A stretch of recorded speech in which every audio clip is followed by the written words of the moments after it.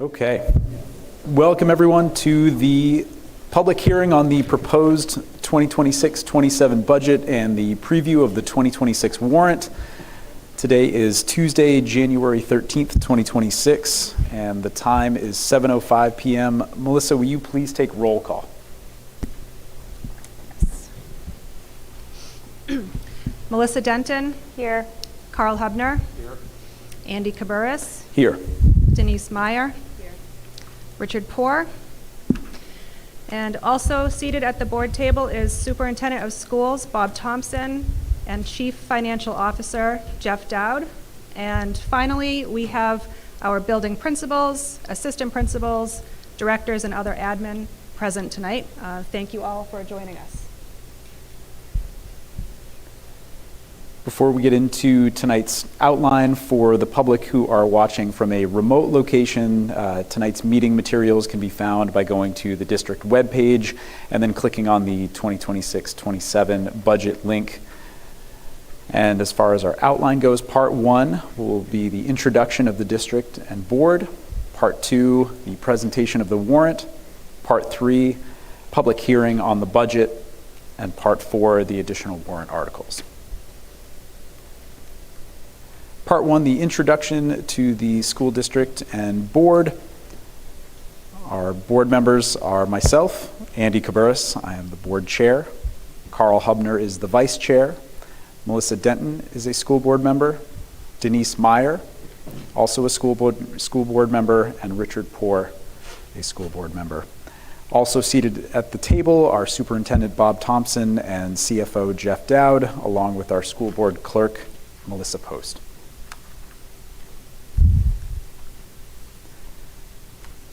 The Hampstead School District is located in Hampstead, New Hampshire, and includes two schools, Hampstead Central School and Hampstead Middle School. Currently, there are 831 students in grades pre-kindergarten through 8th grade. There are 341 students in grades 9 through 12 who are tuitioned to Pinkerton Academy in Derry. Pinkerton Academy is a public academy and the designated school of record for high school students in Hampstead. For the projected enrollment used for budgeting, at the Central School, pre-K through 4, projected is 468 students, with a difference of a decrease of 4 students. At the middle school, grades 5 through 8, the projected is 347 students, with a difference of 12 students, a decrease. And at Pinkerton Academy, grades 9 through 12, it's projected 371 with a difference increase of 30 students. The total district-wide enrollment for school year 26-27 is 1,186 with an increase of 14 students.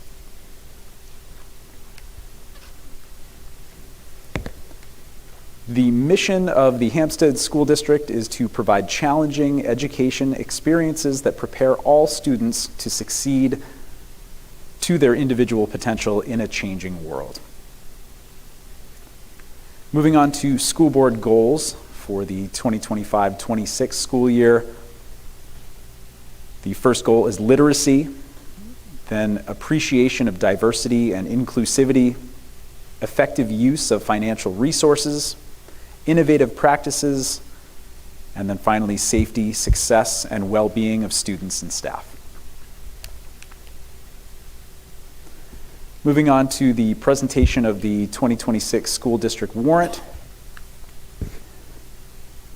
To the inhabitants of the school district of the town of Hampstead, New Hampshire, qualified to vote in district affairs, our first session of annual meeting is the deliberative. You are hereby notified to meet at the Hampstead Middle School, 28 School Street, Hampstead, New Hampshire, on Tuesday, the 3rd of February, 2026 at 7 p.m.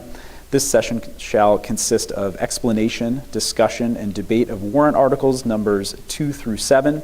Warrant articles may be amended subject to the following limitations. A, warrant articles whose wording is prescribed by law shall not be amended.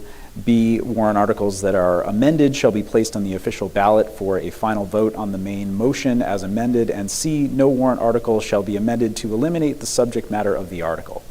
An amendment that changes the dollar amount of an appropriation in a warrant article does not violate this provision. The second session of the annual meeting is voting. Voting on warrant articles number 1 through 7 will be conducted by official ballot to be held in conjunction with town meeting voting to be held on Tuesday, the 10th day of March 2026 at the Hampstead Middle School, 28 School Street, Hampstead, New Hampshire. Polls will be open from 8 a.m. and remain open until 8 p.m.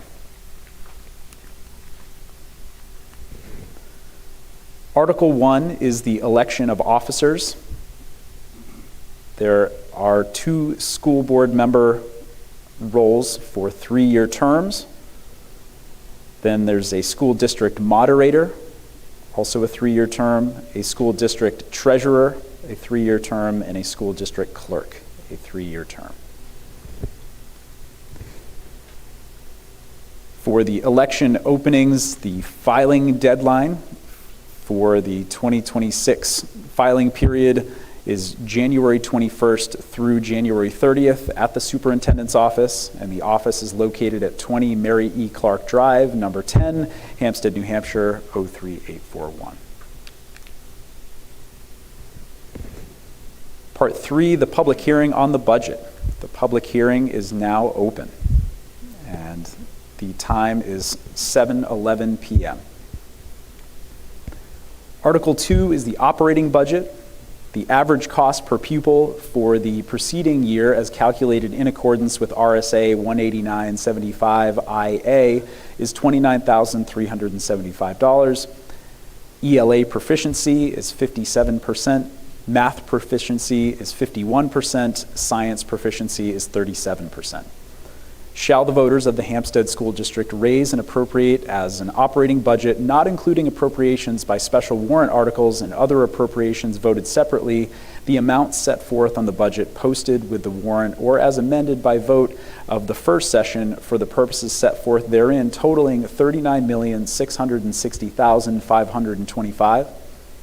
Should this article be defeated, the default budget shall be $39,551,092, which is the same as last year with certain adjustments required by previous action of the Hampstead School District or by law, or the governing body may hold one special meeting in accordance with RSA 4013, 10 and 16 to take up the issue of a revised operating budget only. Note, warrant article 2 operating budget does not include appropriations proposed under any other warrant articles, and a majority vote is required.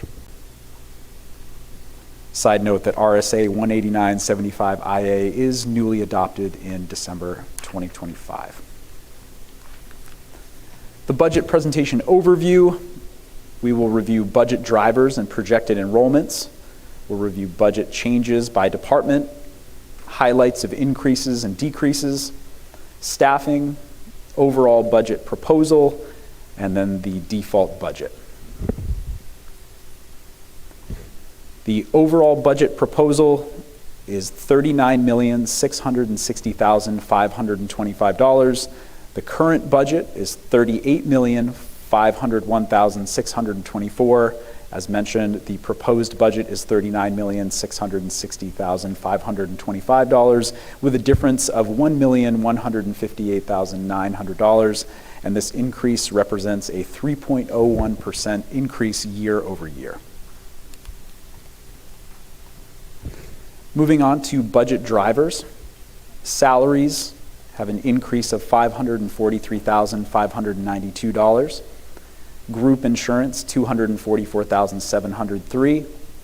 Social Security, $44,118, an increase. Employee teacher retirement, an increase of $110,543. Professional services, an increase of $71,402. Repair and maintenance, an increase of $145,216. Plumbing, heating, and electrical repair, an increase of $11,658. Rental of facilities, an increase of $17,400. Building improvement, a decrease of $252,009. With budget drivers continued, student transportation, there's an increase of $348,146. Tuition, a decrease of $35,263. Curriculum, a decrease of $41,458. General supplies, an increase of $40,173. Books and information resources, an increase of $19,914. Software, an increase of $14,897. And finally, fund transfers to the capital reserve, a decrease of $150,000. Moving on to personnel. There's an increase of $98,800 for the elementary special education coordinator that was previously grant funded. Then a decrease of $48,427 to reduce 2 unfilled support staff positions. For technology, an increase of $5,654 for a 1-year license for Hampstead School District wireless infrastructure, an increase of $17,950 for the 1-year license for 3 firewall appliances for HMS, HCS, and the SAU, an increase of $1,539, the password manager software, and an increase of $6,233 for protected cases for new Chromebooks in 1st and 5th grade. For Hampstead Central School, an increase of $13,895, an investment in decodable readers from multi-tiered systems of support. $9,397, a dyslexia screener, online administration and training. An increase of $15,985 for classroom furniture replacement cycle. An increase of $9,294 for the summer literacy intervention program. For Hampstead Middle School, an increase of $16,276 for music replacement equipment to replace the staging. An increase of $4,840, a replacement for field hockey nets. An increase of $4,000 for math reflex, math fact fluency for 5th and 6th graders.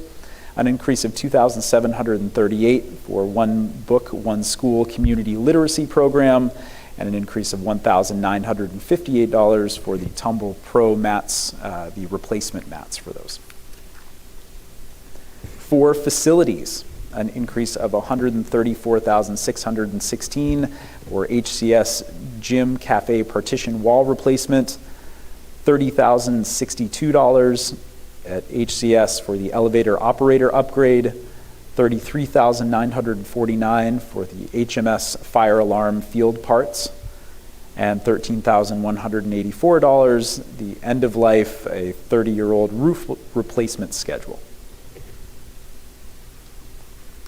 Moving on to student services, $28,477, other professional services, increased use of contractors of IEP services in out-of-district and public charter schools, $236,642 for Pinkerton tuition, an increase in student needs requiring services beyond Pinkerton's general education tuition, $380,881 for specialized transportation, an increase in student needs requiring specialized programming and placement. For the budget percentage trends, you'll see starting in the year 2014 all the way through the 2026-27 proposed budget, all of the year-over-year percentage increases, with the 26-27 proposed being a 3.73% increase and the average being 4.05% year over year. Moving on to the default budget. Should the proposed budget be defeated, the default budget would be $39,551,092. The proposed is $39,660,525. The default being $39,551,092, with a difference, a decrease of $109,433.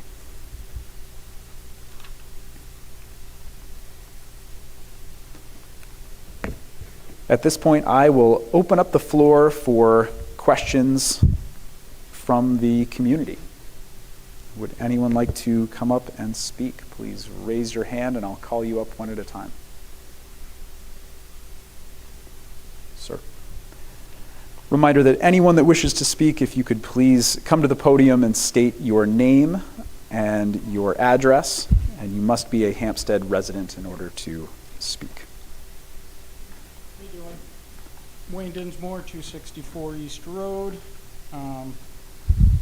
Couple questions in general and then one note. You've got two different percentages on this paperwork for what the increase in the budget is. One says 3.01, another says 3.73 in two different places. Few questions I have. One, we don't do the Pledge of Allegiance anymore? Oh, Or is that just a miss? that was an oversight. Okay. My apologies. No problem. Just making sure something didn't happen when I Nope. wasn't paying attention. You, Other question would be leach field. Are we doing that outside of the capital reserve? I thought the intent of the capital reserve was for those kind of expenditures. you'll hear later on in the warrant articles that that Okay. is being funded through capital reserve. Okay, so it's being brought over from capital reserve? That's correct. Okay. Do you have the balance of the capital reserve? 2 million, approximately. And to note, the language that is in the warrant article for the leach field is raise and appropriate. Okay. And that was at the recommendation of the attorney, that even though that money is coming from a capital reserve fund, so we're not raising any new taxes, Yep. because the money's already there, that we still need to use the word raise and appropriate. Okay. So it causes a little bit of confusion. Yeah, I just want to clarify, because I've heard in the past the idea of funding in addition to the school through the capital reserve fund, and don't think that's the right way to do it. Was there an expenditure last year for the decrease in building improvements of $250K that was spent, that's coming off of? Sorry? It showed a decrease, one of the decreases on it was in the building improvements of about $250K. That was the tail end of our Cove Classroom project at Hampstead Central School. Okay, so that, I'm just trying to figure out, it was like a big ticket item coming Yeah. off of what was being spent. Yep, and it's on a separate line to call it out. Okay, That's why you see it's 0 in the current year and yeah, 262 Okay. previous. that makes sense. That's all I got so far, so thank you. Do we want to answer the question about the two different budget numbers? Yes, Jeff, So when we look at the budget, we look at the budget with transfers, which includes encumbrances, meaning it's a total budget for us for the year. The voted budget can be different, and that is what it is on. It's on one of the slides.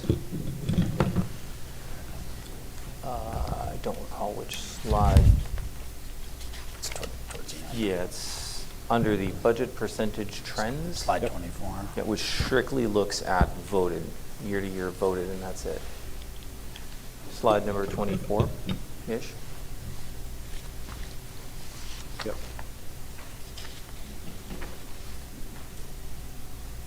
'24? Yep. Perfect, yep. So that's where the number is. That's, I think, a 13-year history. So,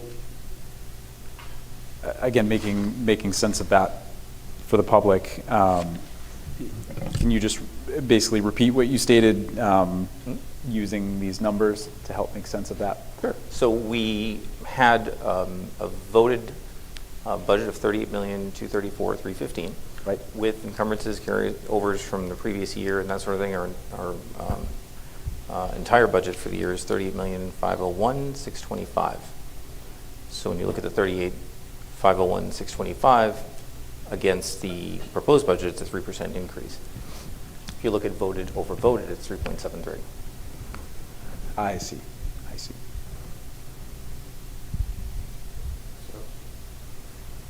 So you're saying that number is not the correct number anymore? That's the number that was voted upon by the voters. The amount of our actual budget includes that number plus encumbrances, carryovers. It's our total budget.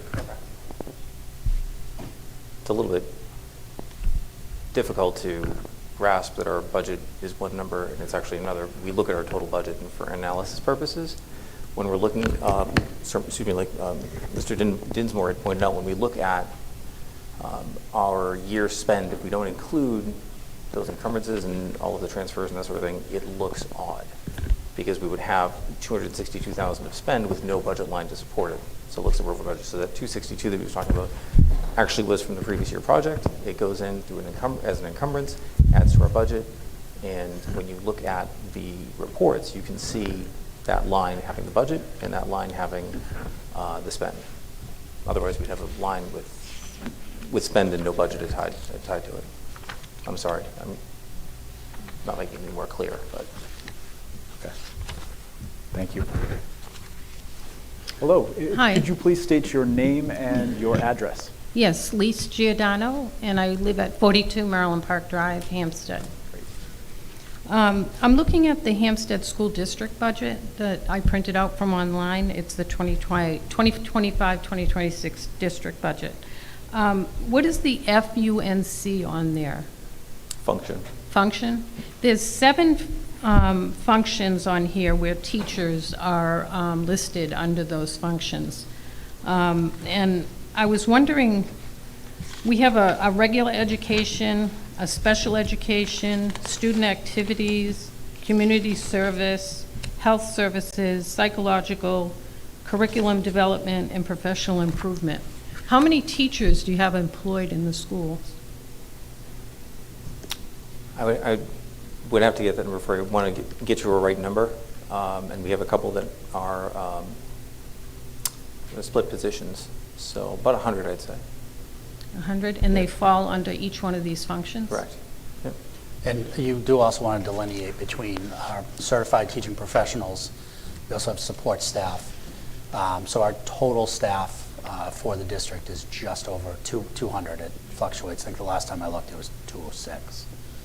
But when you're talking about teachers that are falling into the categories that you just described, those are our certified professional teaching staff. Those are regular education teachers, special educators, related service providers, school counselors, and nurses. As Mr. Dowd said, that makes up about half of our overall school staff population. So what would teachers be under student activities? That would be for a teacher who does an after-school club or activity, and they would get paid. So they're certified teaching professionals. They fall under that 112 object code, and that's where their stipend would fall. That's where their pay would fall. So are those teachers just hired for that? No. No, Okay. no. No, those are teachers that we have who teach in classrooms or in different settings in the school, and this is additional work that they take on. And what about community service teachers? Is that a teacher or is that a 116? There's teacher specialist salaries under there. Yeah, that what report are you looking at? The 25-26 Hampstead School District report. Let's double check, because it is, but they aren't teachers. No. Yeah, no, we only have custodial and food service workers under that category. Yeah, so the individuals under that specific category are not our teaching professionals. That community service line is for when we pay our custodial maintenance staff to keep the building open after hours and on weekends for community events. Well, it says teacher specialist salaries of $330,000 in 2026. Would you mind, can I take a look?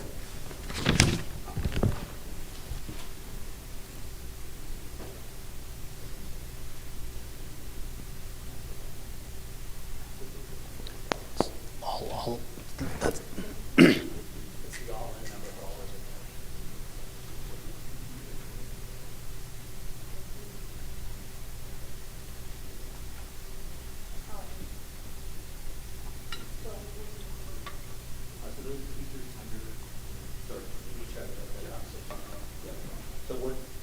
There's not a discrepancy in the report, but an anomaly in the system-generated reports where the function is at the bottom of the line. So when we're looking at, there are two 1800 lines that are under community service, So it's 1,800. And we're on page 4 of the system generator report, looking at 1,800, 116, which is custodial, 119, which is our food service staff. Those are all community service. These teachers under guidance, our school counselors are certified as well. So And how many counselors do you have? Three? we have 3, 2 at the middle school and 1 at the central school.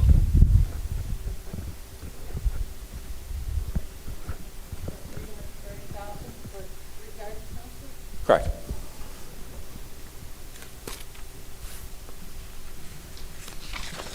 Let's see.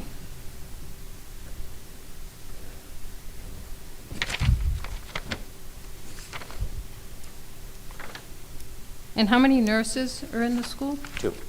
Oh, we have one for each building. Hmm?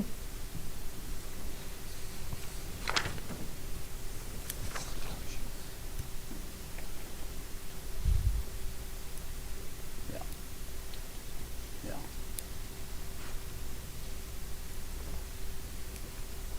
And how many curriculum development teachers, speech teachers? Curriculum development, we have a, Sorry, no, it was under speech. Teachers under speech. we have. That's 310,000. The central school, Dr. Cheney, we have 3, and then at the middle school, we have 1. Okay.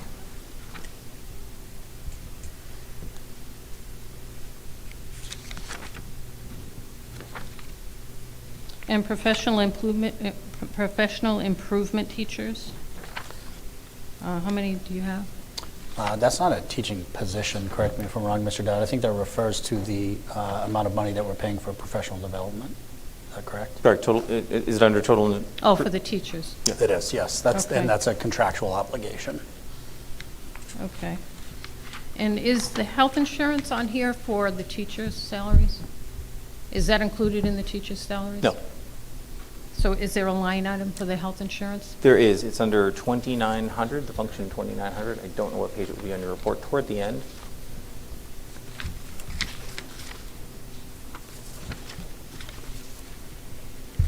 So it'll be 29. Support, improvement services? Nope. No, that's site improvement services. Be 100, 2900, 210.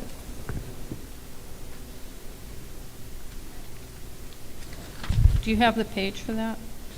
I don't on your report. She's on it. She has a different report.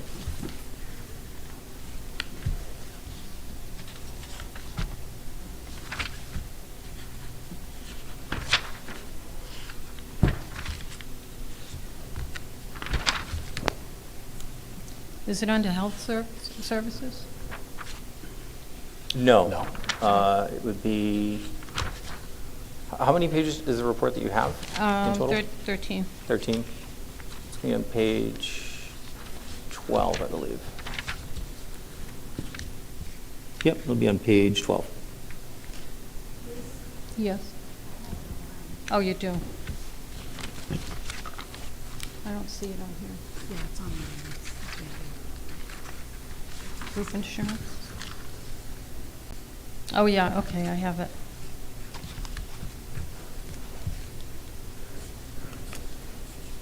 And do you know how much per teacher is the health insurance covers? It depends on the plan that the teachers, I'm sorry, what was it? it depends on the plan that the teachers should. Oh, so they get an option to choose what they want? Correct. And then there are usually a couple different plans available, and then within those plan selections are single plus one family. Do you know how much they have to put towards their insurance? Is the state covering most of it? State doesn't cover any of it. Any of it? That is, cost is an entire cost is covered by, a portion by the district and then a portion by the employee. And how much percentage on the employee? Depends on the plan. So we have one plan where 95% of the district, the district covers 95%, and then another plan where the district covers 88% for our professional staff. And the 95% district contribution is for a high deductible plan, lower cost, higher deductible plan, to encourage our staff to subscribe to those plans. Okay.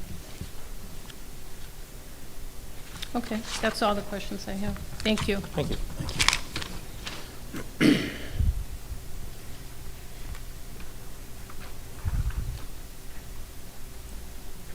Would anyone else like to come up and ask questions?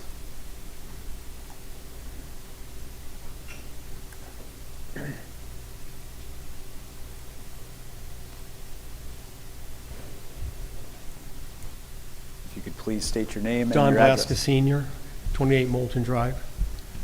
Quick question on special ed. How much of the federally mandated special ed is in the budget now? And how much of that is covered by the federal government and how much by the state government? Sure, I'm trying to give you a abbreviated answer because it is kind of complicated. Overall, if you look at the amount of money that we receive from the state and federal government, they fund approximately 17%. It varies every year.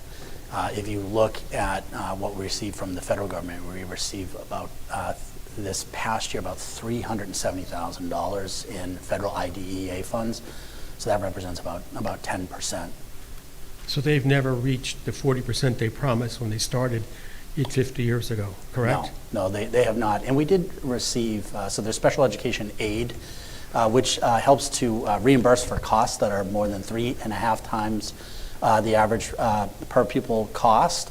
And we did receive an increase in those funds this year, but that revenue was really offset by an increase in our expenditures. So at the end of the day, there was not much of a net benefit to the district with the increased revenue, and we can't rely on that. We have to, every year, we have to try to anticipate and forecast what we'll receive, but it changes every year. All right, thank you. You're welcome.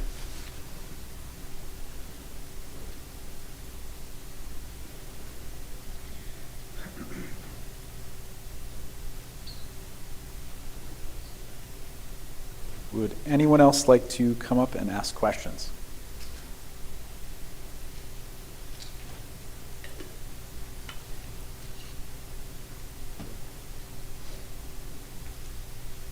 Hello, Neil Lynch, 32 Wash Pond Road. I was going to ask the question about insurance. Somebody beat me to the punch. But I do have a couple of other questions. The budget drivers that we've been looking at, I'm going to assume those are what get factored into what the cost per student is.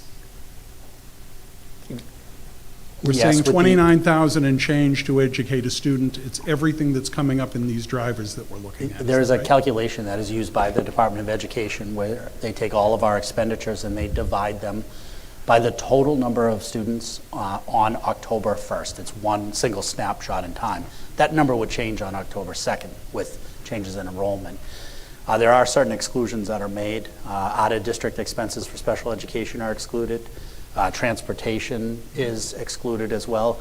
So largely, yes, what you see on the slides is accurate minus the transportation and out-of-district special education costs. Okay, that's helpful to me, thank you. Another question. I think I saw a slide that included proficiency levels that appeared to be down. Did I misread something? Particularly with math and science, it looked like those scores were low, or was I misreading a slide? And I realize this isn't a budget question, but it is the end result of what the budget is. No, it's a great question. So on our website, and if I could get your email before you leave here, I can actually email it to you. There's a, under curriculum and instruction, there was a student achievement presentation that our director of curriculum and instruction did earlier in the year for the board. And what we've seen since COVID is that there's been a continued increase in achievement scores. There's always years where there's anomalies. There's always grade levels where we focus. But overall, we've seen a rise in our test scores. And the other important factor, too, is how we compare to our neighboring districts. So we compare ourselves to, I think it's approximately 10 other school districts. And we tend to be in the top 4 or 5 each year. And I believe our growth, if you look at some of the data, because you can look, we do like a 3-year look back, would demonstrate that we're making progress. Could it be better? Absolutely. But I think we're trending in the right direction. Okay, good. And just one more question. I noticed there are a lot of increases in the budget, but curriculum is taking a decrease. Should we be concerned about that? So we are on a 5-year curriculum cycle. So our curriculum is consistently under review, and some curriculum packages or programs cost more than others. And so last year we did a substantive curriculum rewrite in mathematics, and that overall program cost was around $80,000. Okay. This year we're focusing on social studies. The approach that we're taking with social studies is a little different in that we are utilizing our teachers to help write that curriculum and to write some of those curriculum documents that ultimately will be approved by the school board, because it is the board's prerogative to approve curriculum. So that is, I'm glad that you pointed that out. You know, you will see fluctuation in that line year after year. It really depends. Language arts and mathematics are two areas that tend to have a higher price tag versus even we did science a few years ago. And again, we created a lot of our own materials and saved a lot of money. Great. Thanks very much.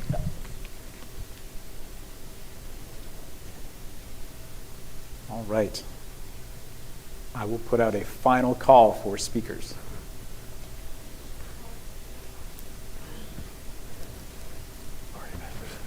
Hi, Karen Prinzopoulos. I have a child in both the middle school and the central school.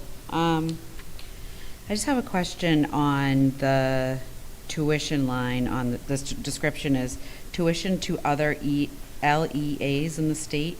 Could you tell me what that means?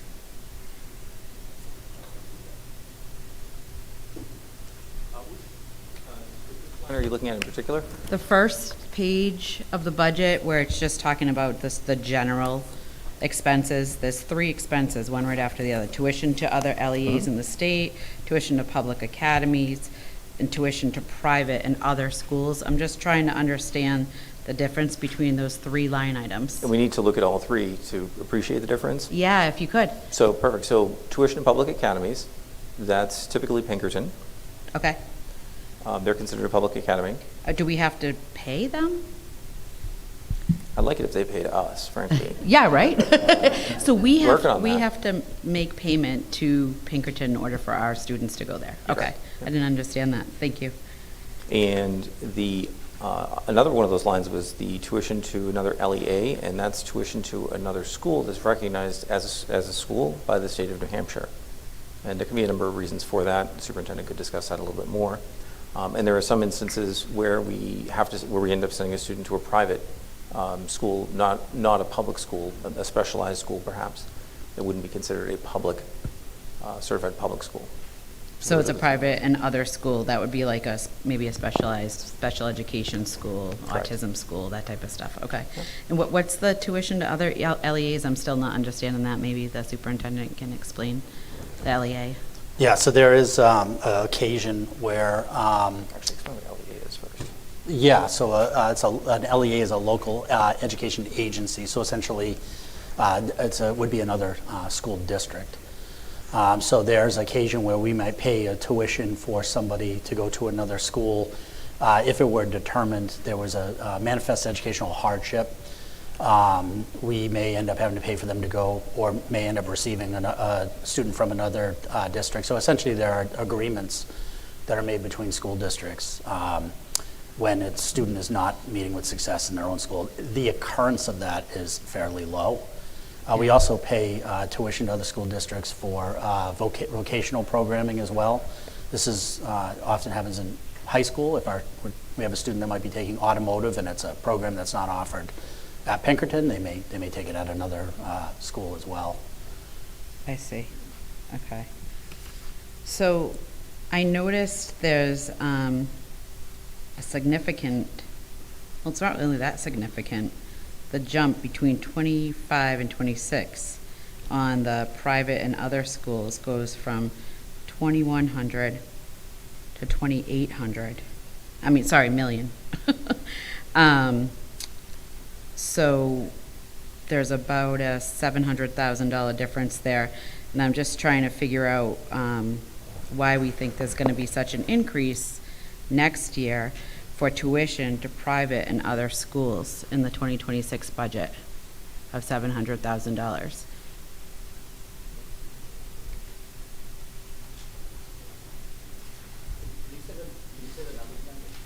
Do you want me to just show you? I'm Yeah. like on page 1. That is our line for largely, or for students in special education, so out-of-district placements. And those are students whose IEP teams determined that the Hampstead Schools was not the least restrictive environment. These students require a significant amount of support in order to be educated. They would have significant physical disabilities, intellectual disabilities. And so every year, we graduate out students. So in special education, we have students from the age of 3 until they age out at the age of 22. And so every year we have students that age out, and sometimes more students come in than leave. We also have to anticipate, too, looking at students programming, students that we believe may be headed in the direction of an out-of-district placement. The district has done a significantly improved job of trying to keep some of these students in district. We've created, at our elementary school, it's called the RISE program. It's a specialized program that meets the needs of students with pretty significant disabilities that otherwise may have been placed in out-of-district placements. But the reality is some of these out-of-district placements are very expensive. There are schools in Massachusetts where their tuition runs about $250,000 to $300,000 per student. There's also transportation needs. We have some, there could be some circumstances where the transportation of a student to an out-of-district placement, if it were up to an hour away, could cost $50,000 a year. So there, you In often, addition to the 250 in a year addition, to the that does school. not So include. one student could presumably, and this is kind of an outlier, but could take up $300,000 of that line item? They absolutely could. Yep. Generally, your higher cost out-of-district placements, they're typically residential schools, so there is no transportation cost. Right. But we do have some day schools. There is occasion where we'll have some tuition, we'll have transportation that exceeds the cost of tuition. Okay, so I'm just kind of looking, right, the 2025 budget for specialists, teacher specialist salaries, and then there's educational assistant salaries. I'm just looking back and forth, right? I'm imagining that, is that one of those, the paraprofessionals that might help in a classroom to help these students stay put here in this school in the least restrictive environment? That is correct. So shouldn't those salaries go up just as much as the school paying, $700,000 more, putting that much more money into the budget? Shouldn't we put more budget towards the school actually keeping people here? It's a great observation. Yeah, I would agree. And I think this is a conversation that we have with this leadership team I'm sure quite you do. often. And, there is really, you have to have the need, which we obviously do. You can do. tell by the You clearly millions do, of dollars if we it's spend. that We much have a money. need. You need to have the personnel, which is really getting harder. We have very talented people, but oftentimes it's not enough. We need more. And so it's having personnel, which is difficult to do. It's about program approval and getting program from the state of New Hampshire to bring these programs in. That's not impossible, but it can be difficult at times. And the fourth one, which is the biggest barrier that we face as a school district, is space. And you'll know that us bringing in the RISE program at the Central School coincided with the completion of our 2 Cove classroom addition. We never would have been able to do that if we didn't have the extra space. And this is a conversation that I have with our director of student services and our director of curriculum all the time, envisioning like what it would be like if we had the space at the Central School. We could bring in full day kindergarten, universal kindergarten that would significantly reduce the number of students in special education. And also it would allow us to create more specialized program for some of our students whose needs we can't meet simply because of the space. We have talented staff, we can get program approval, we can commit the resources, but until we have more space, we're pretty limited, and you're going to see that number is going to continue to be larger than we would like to have. So then the next logical question would be for the school board. Has the school boards had any type of committee or subcommittee to study the space issue that we're having here in Hampstead? For many Sorry, I'm years. new. I'm brand No, new to no, Hampstead, so welcome to I'm town. so sorry if these are like repetitive questions. So we've looked at additions for about 18 years. We've tried to pass warrant articles at different times. We eventually funded the current expansion in the central school out of the capital reserve budget to expand to the 2 classrooms. Yeah. If you look at long-term projections, we probably need another 4 classrooms in the central school in 10 years or so.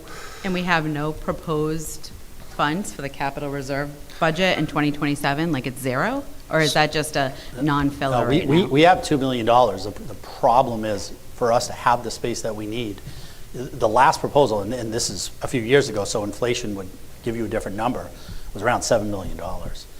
And, you know, we have had, and this just isn't our opinion, like to your point, like we brought in an outside agency, we brought in the New Hampshire School Administrators Association to do a facility studies of both buildings. And even their assessment was the same, that space is inadequate at the central school.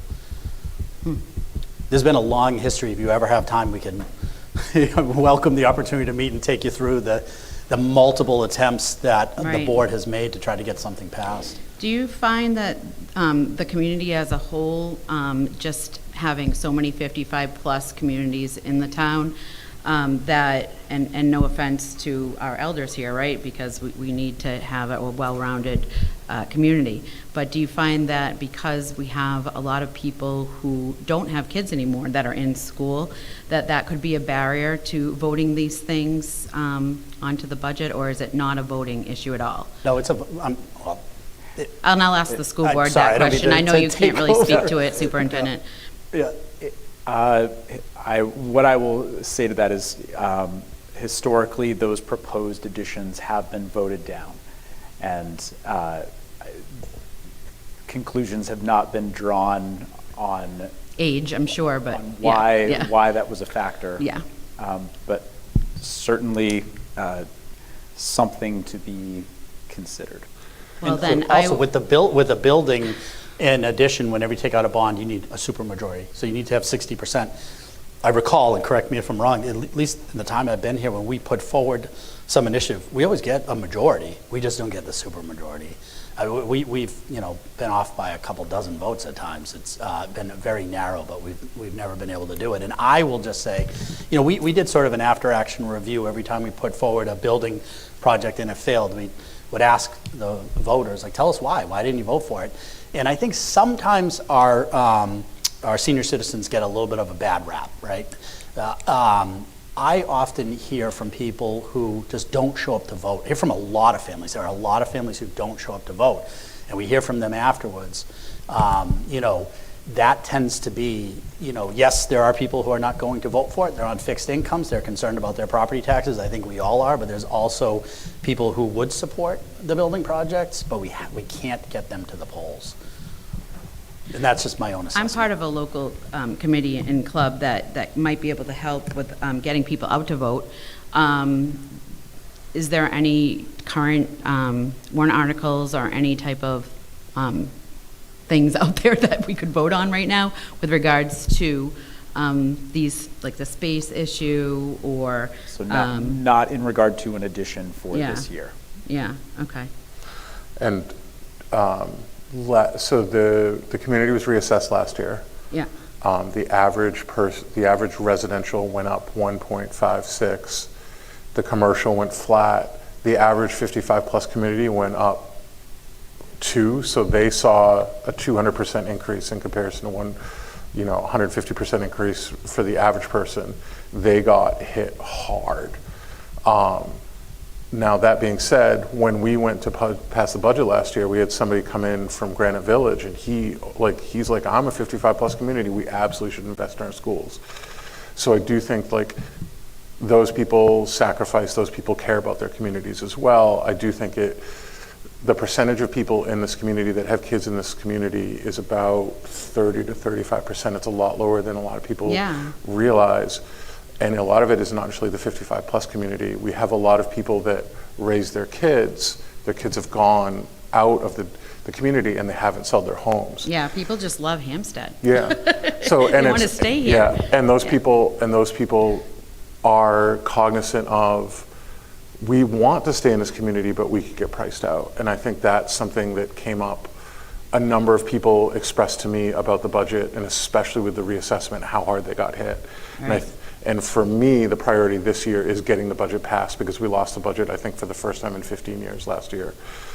Long-term, do we need an addition on the central school? Probably, depending on if a bunch of those families move out that are getting priced out and the new families come in with families, we're going to see a rise again at the central school.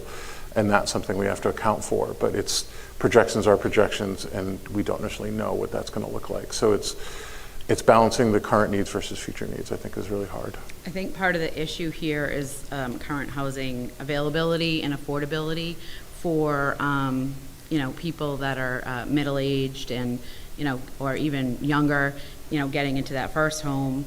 I do think that if there's any way the school board can meet as a whole with the planning board for the town, the two boards could come together and try to come up with a plan, or have some sort of plan to attract, even if it was through a tax incentive, for builders, right? Instead of building more 55-plus communities, maybe more affordable housing, hence, more people able to get in here, who have some kids, who can pay their taxes, who, we can kind of go down the rabbit hole there, but it's a lofty goal, but I think that, in sitting in some of the planning board meetings as well, there's some discussion that may need to be had there, and people should start showing up to these things because they are important. Each one of these meetings affects the entire town and our taxes. So, all right, well, that's all I had, all the questions I had. Thank you. Excuse me, Chairman, may I ask a question for the record, please? Yes. Ma'am, I have a question for you for the record. I take the notes. Sorry. Would you mind just repeating your name into the microphone Sure. and also stating your address for me? I'd appreciate it. Oh, sure. It's Karen, Kerin, Pintzopoulos, Pintzopoulos, and it's 161 Buttrick Road. Thank you. Yep. Thank you. All right. Sure.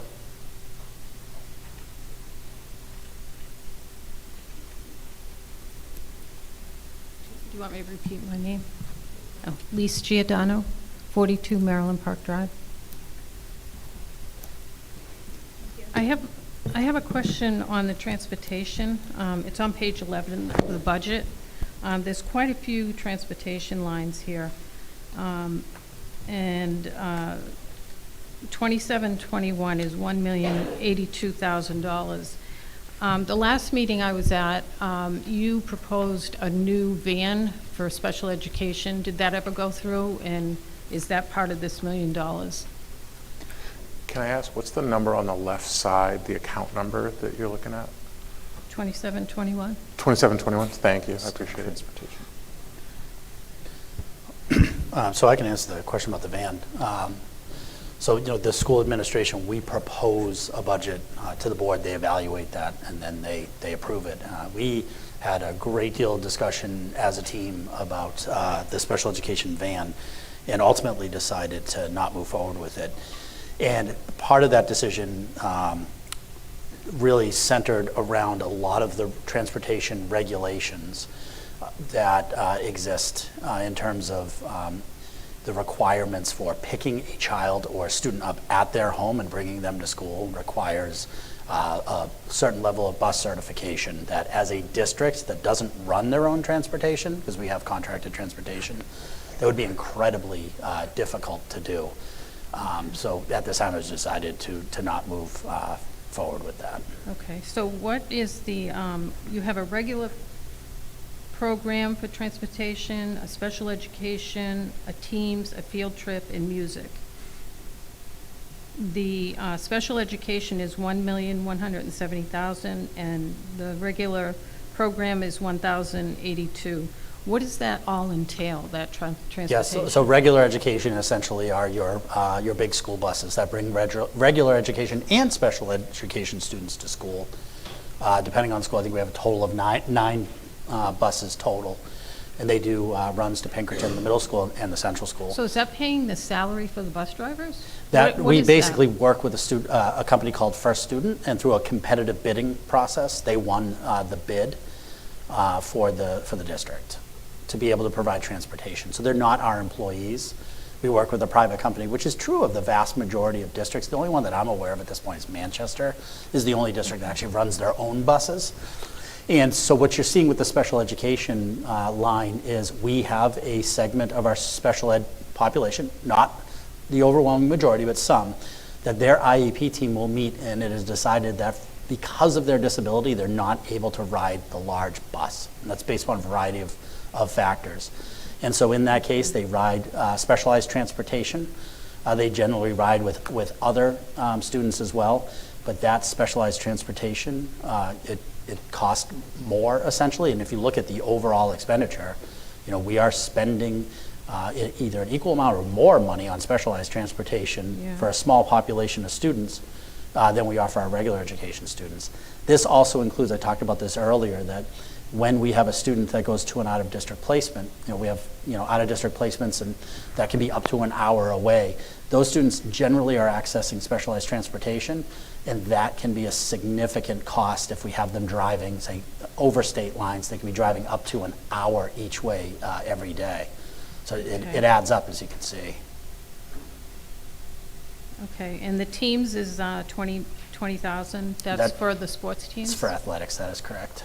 And the field trips is 9,000? That is, and that doesn't pay in full. That subsidizes some of our field trips. Doesn't cover all of it, though. Is all of this contracted out? All of these buses for this transportation? So yes, our provider for regular education is First Student. For specialized transportation, we largely use Durham, but they have a hard time keeping up with the volume. So we have other contractors, smaller, like sort of more mom and pop operations here, whereas Durham and First Student are very large special transportation companies that are nationwide. Okay. And a lot of that cost is supply and demand. It's very hard to get bus drivers. A lot of people would rather drive Uber or for Amazon.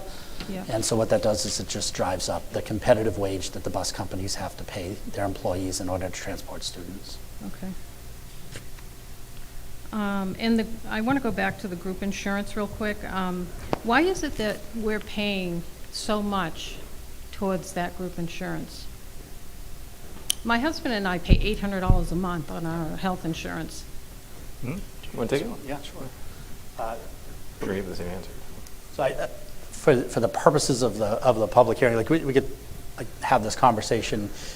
There's a lot of complexities to it, but really, number one is the insurance for our teachers, our support staff, our custodians is collectively bargained, right? So if you were to go online to the New Hampshire Public Labor Relations Board, you can look at our collective bargaining agreement and see the plans that we offer and see what percentage the district pays and what percentage employees pay. And you can do that for every school district in New Hampshire, every police department, every municipality. So we have to collectively bargain, which means if and when we go to make changes to insurance, they have to go through that process. It's a give and take. And I do give our associations credit, they have given. You'll hear when we talk about the support staff contract, they are willing to do greater cost sharing on their insurance this year, which is great, it's really helpful. Are we where we need to be? No, I don't think we are, but collective bargaining is a process. That's number one answer. The other one too is that private insurance or insurance that a small business owner would provide to their employees is very different than public employee insurance. We're part of a risk pool known as Primex. There essentially are two providers of insurance in the state of New Hampshire. Yes. Humana Health Trust, and then school care. And I think people have For read. the schools, for the teachers? For the teachers, yes. Specialized? It is for public employees, yeah. And so Okay. it would be for police, fire, other municipal employees, and schools as well. So there's really, and for teachers, there's really two. There's school care, which anyone who's read the news have seen there's all sorts of problems with school care. In fact, districts that have school care are now moving over to Health Trust, which is what the Hampstead School District has. So being part of a risk pool, we end up having to pay a higher premium because our rates are determined by the collective, by everyone that's in that group, as opposed to private insurance, which rates are often determined by the individuals who are using that insurance, their health history. You can buy it on a competitive marketplace. So the problem that exists with the exorbitant healthcare costs, because we agree the healthcare is very expensive, it drives a lot of our budget, is something that is a problem across the state of New Hampshire and quite frankly across the country. If this board today wanted to address the issue of healthcare and reducing the costs of health insurance now, and they were to task me with doing that, I don't know where I would start because the problem is bigger. It is a fixed cost that the district incurs, unlike other costs that we have, crayons and supplies and things like that. But those represent such a small part of our budget in comparison with salaries and benefits. But what I'm asking is, how come the teachers can't provide more of that percentage? They can, but they have to do that when we go and we negotiate their contract, and they have to agree to it. That's how collective bargaining works, is that this language is codified in their contract. And the board has to come to agreement with the teachers in order to make those changes. And they have.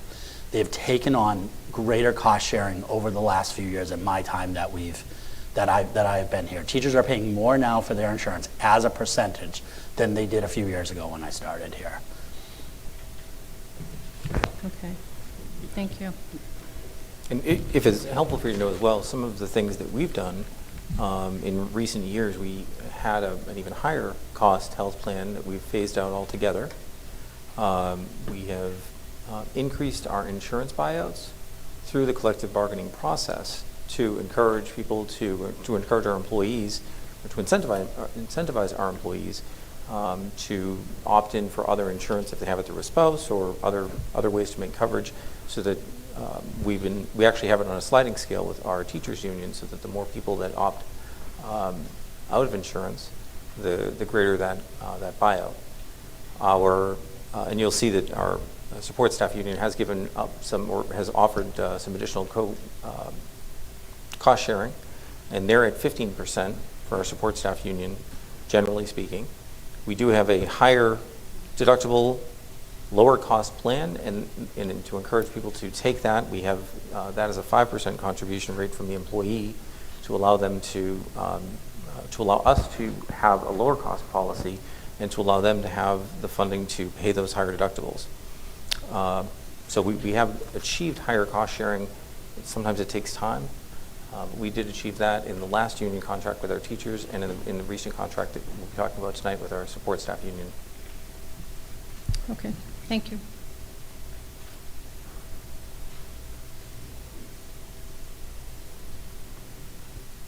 If you could please state your name and your address. Liana Thulander at 87 Main Street.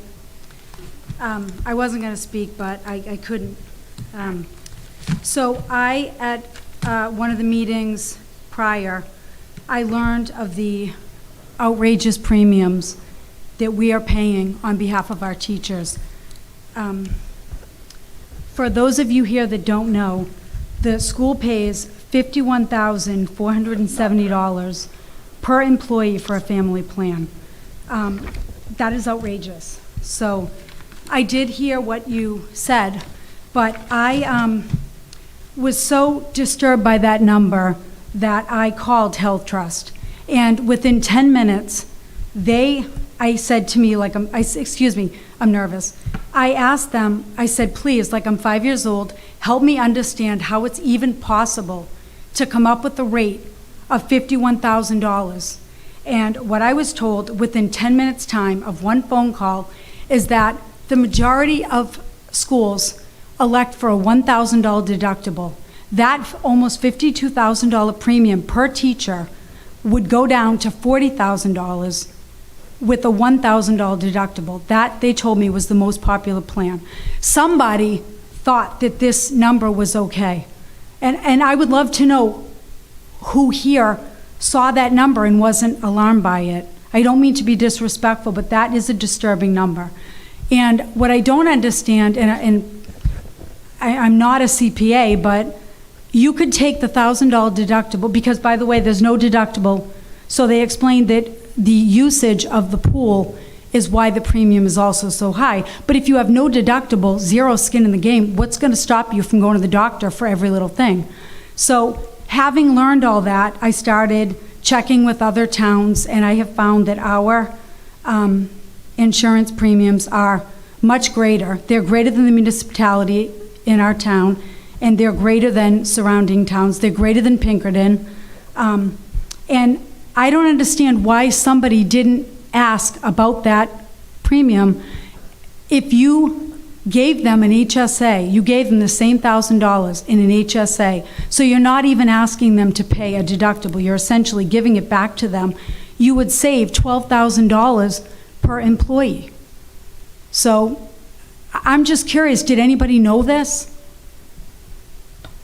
So, and I don't want to be argumentative, the district does not pay $51,000. No, they don't. You pay 88% of it. Correct. Okay. Which is $44. $48,000 roughly. Okay, I don't, 25. sorry. 44.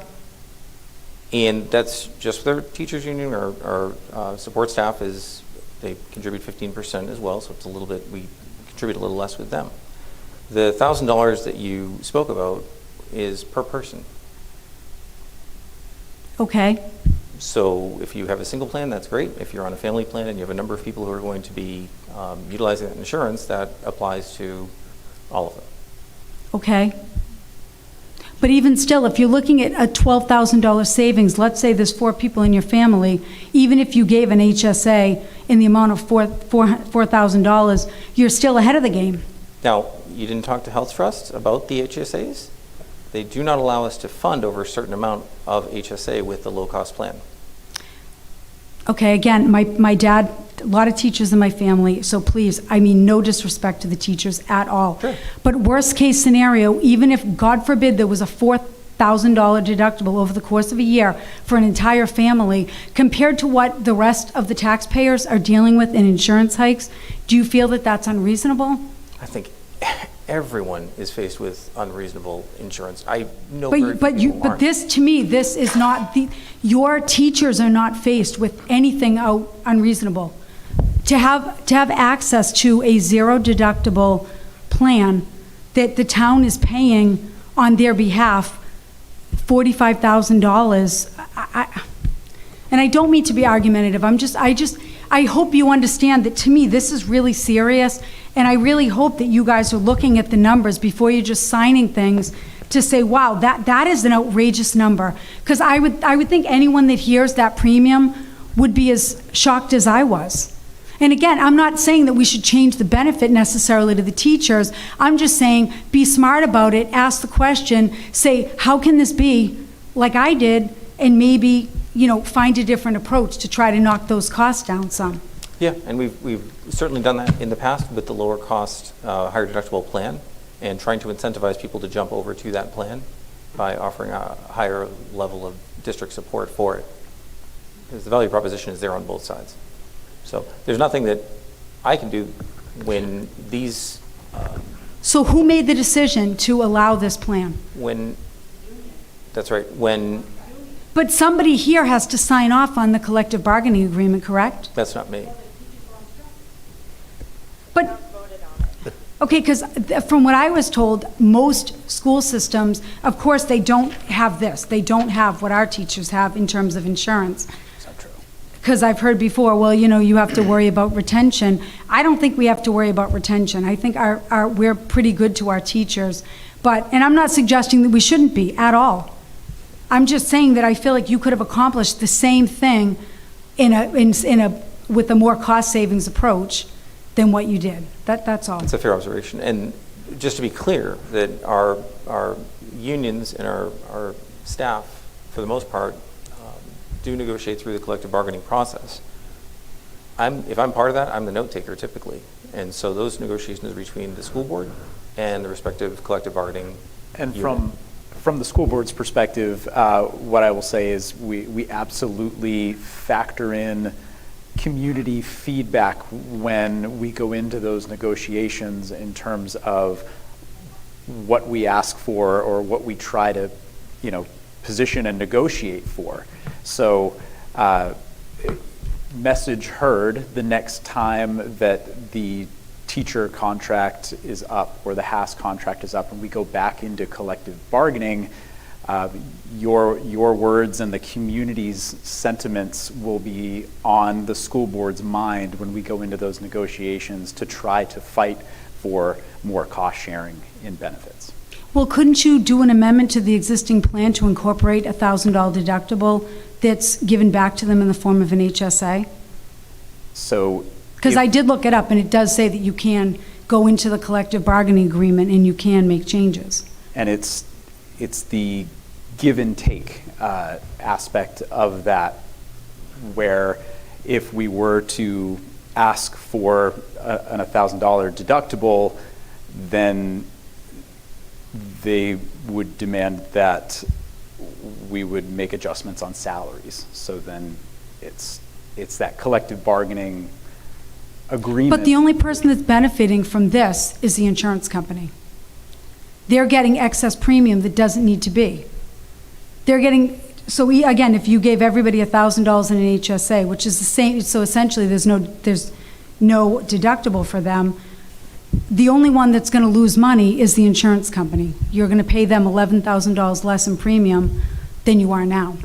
And if you want to reroute that to the teachers, then, I mean, that's a whole other conversation. But at least it's not going to the insurance company. Do you follow? That's all. Like I said, I'm not picking on the teachers at all. I hope that you understand the message that I have is that was just one line item that I caught, and I thought, oh my God, that's, like, I don't know how anybody could see that number and think, gee, this is like, I know insurance is high, but this is an outrage. And for anybody that works in the private sector, there's no way you would have missed that, because I know Lise mentioned that they pay $800. My husband and I have a bronze tier plan with a $15,000 deductible, and our plan is $1,400 a month. That's the real world, and I'm not saying that, but it's nothing even close to the numbers that, you guys are. Anyway, I feel like my point's been made, and I appreciate your time very much. Thank you. Thank you.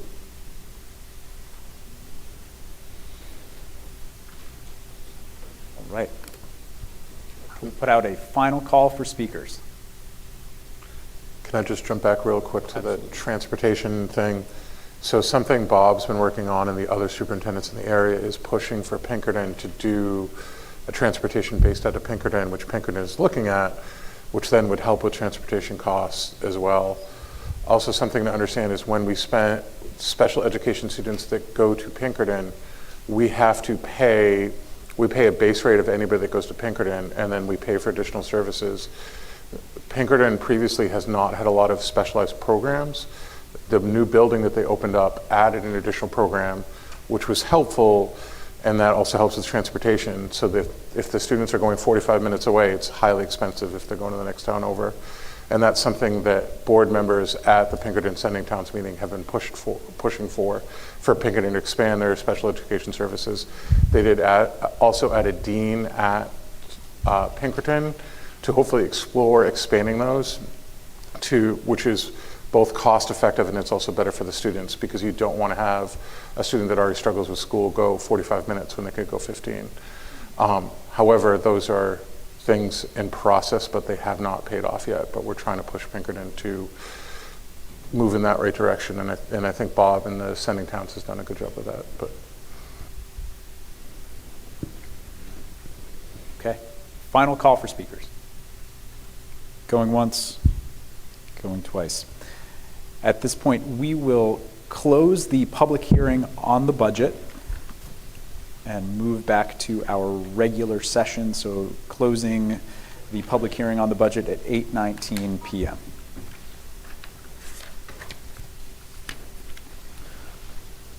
Part 4. Making sure. Part 4 is the additional warrant articles. This is the preview of additional 2026 school district warrant articles. Article 3 is the collective bargaining agreement. Thank you. For the Hampstead Association of School Staff, and I'm going to have School Board Member Melissa Denton read this slide.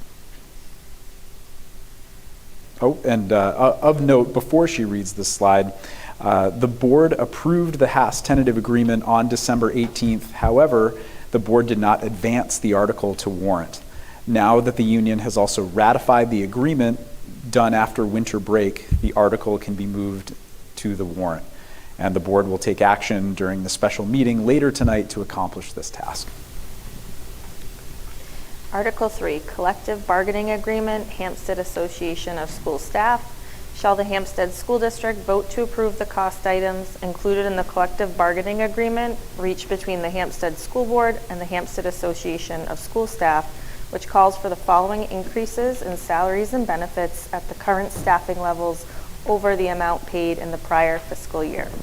So total cost contribution for 26-27 school year, $269,498. The 27-28 school year, $228,037. And the 28-29 school year, $227,954. And further, to raise and appropriate the sum of $269,498 for the 26-27 fiscal year, such sum representing the additional costs attributable to the increase in salaries and fringe benefits required by the new agreement over those that will be paid at current staffing levels, majority vote required.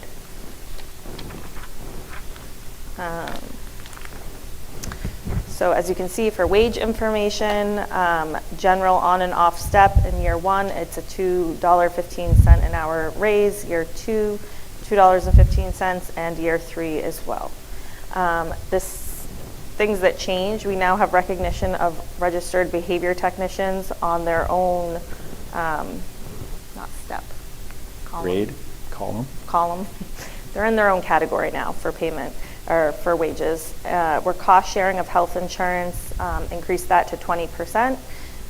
We're having $15 classroom coverage stipends, so when paraprofessionals have to step in and cover a classroom, they'll be reimbursed $15 an hour, and 75% course reimbursement for staff members. Currently, that was at 50%. Article 4, authorization for special meetings on cost items. Shall the Hampstead School District, if Article 3 is defeated, authorize the Hampstead School Board to call a special meeting at its option to address the Article 3 cost item only, majority vote required. Without this article, the district would have to petition the Superior Court for a special school district meeting, and this saves the district the expense of attorney fees and court costs. Article 5, the Capital Reserve Fund. Shall the voters of the Hampstead School District raise and appropriate up to $250,000 to be placed in the School Renovation, Reconstruction, and Capital Improvement Capital Reserve Fund established in 2006, with such amount to be transferred from the June 30th, 2026 unassigned fund balance surplus in excess of $150,000 available for transfer on July 1st, 2026. Majority vote required. The first $150,000 of surplus will be returned to the taxpayers. The next $250,000 of the surplus will be placed in the Capital Reserve Fund. Any additional surplus will be returned to the taxpayers. The funds from this article come from the 2025-26 school budget surplus, not from additional taxes. Article 6, the leach field replacement. Shall the voters of the Hampstead School District raise and appropriate the sum of up to $250,000 for the purpose of the Hampstead Middle School leach field replacement and associated construction of new access road necessary for the completion of the project, and to authorize the withdrawal of up to $250,000 from the school renovation, reconstruction, and capital improvement capital reserve fund established in 2006, which is a special revenue fund created for this purpose, as amended. Majority vote required. This project will be fully funded from the existing capital reserve balance with no additional tax impact.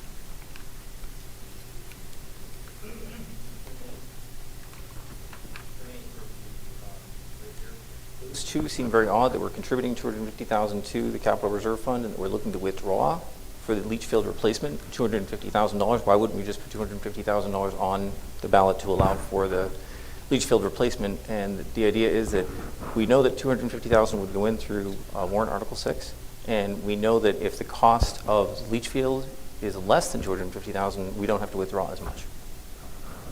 So that's all. It allows us to know that the 250 is going into the fund and not have to count on, we're only going to count on what we need, or withdraw what we need to cover it. So, great. Article 7, the acceptance of reports. Carl, would you like to read this one? Sure. Thanks. Article 7, acceptance reports. Shall the Hampstead School District accept reports of agents, auditors, and committees as written in the 2025 annual report? Majority vote required. The deliberative session 1, Tuesday, February 3rd, 2026, begins at 7 p.m. and it will be held at the Hampstead Middle School, 28 School Street, Hampstead, New Hampshire, and the snow date is February 4th.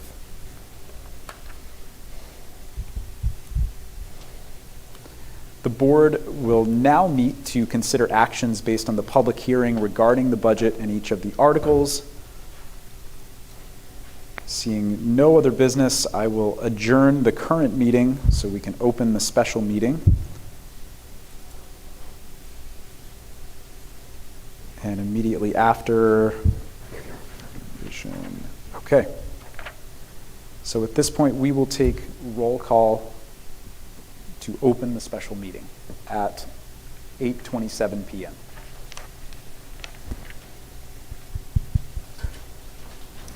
Okay, Melissa Denton. Here. Carl Hebner. Here. Andy Kaburis. Here. Denise Meyer. Richard Poor. Also seated at the board table is Superintendent Bob Thompson and Chief Financial Officer Jeff Dowd.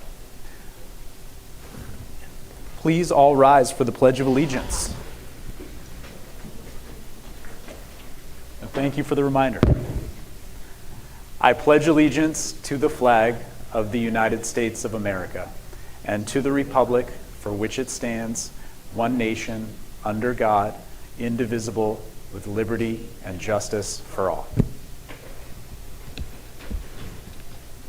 Wouldn't be a meeting without that. All right.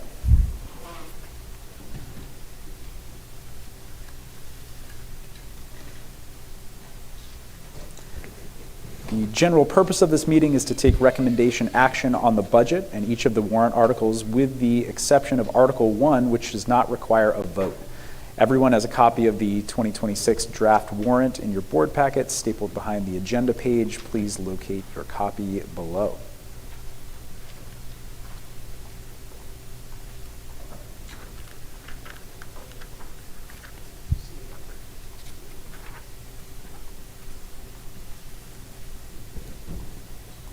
Article 1 is the election of officers. There is no recommended action. Article 2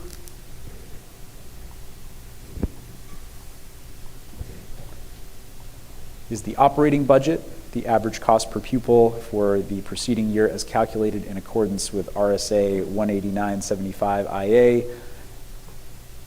Do I need to read this in its entirety on the slide, or? Okay. Yep. As presented.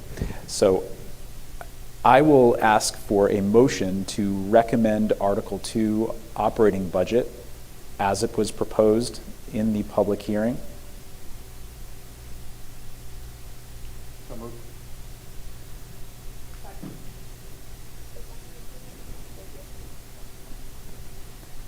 Any discussion? All those in favor? All opposed? Any abstentions? All right. Moving on to Article 3. If Rich is not here, does it go down as 400, or does it go down as 401? It's not here, 40. 40, okay, thank you.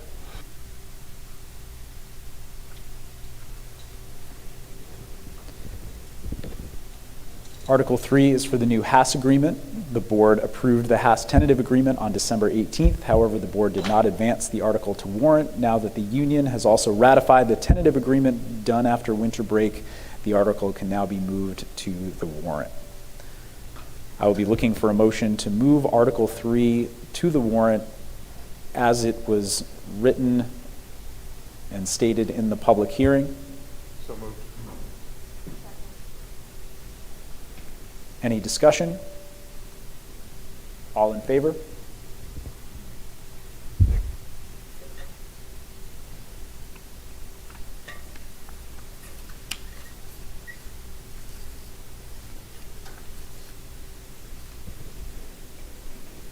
Article 4 is the authorization for a special meeting on cost items. Shall the Hampstead School District, if Article 3 is defeated, authorize the Hampstead School Board to call a special meeting at its option to address the Article 3 cost item only, majority vote required. I will ask for a motion to recommend Article 4 as stated in the public hearing. So moved. Any discussion? All in favor?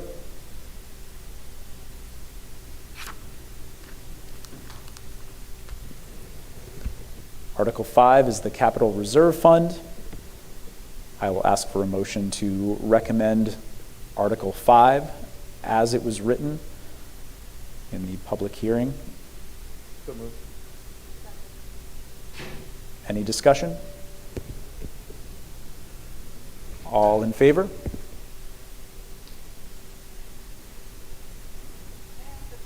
Absolutely. So I heard the board did move the Article 3 for HAS to warrant. Did the board vote to also recommend Article 3, or did I? Thank you. Okay, before we got too far. Yep, I appreciate it. I will ask for a motion to recommend Article 3 as it was written in the public hearing. Second. Any discussion? All in favor?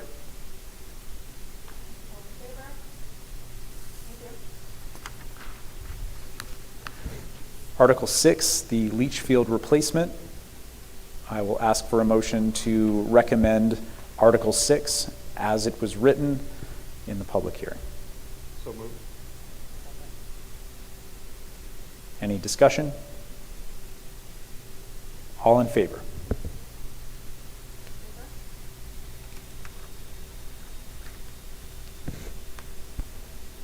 And finally, Article 7, the acceptance of reports. I will ask for a motion to recommend Article 7 as it was written in the public hearing. So moved. Any discussion? All in favor?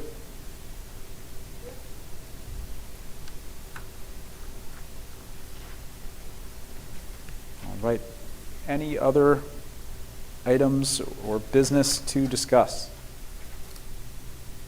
Okay, at this point, we will adjourn the meeting at 8:34 p.m. Thank you all.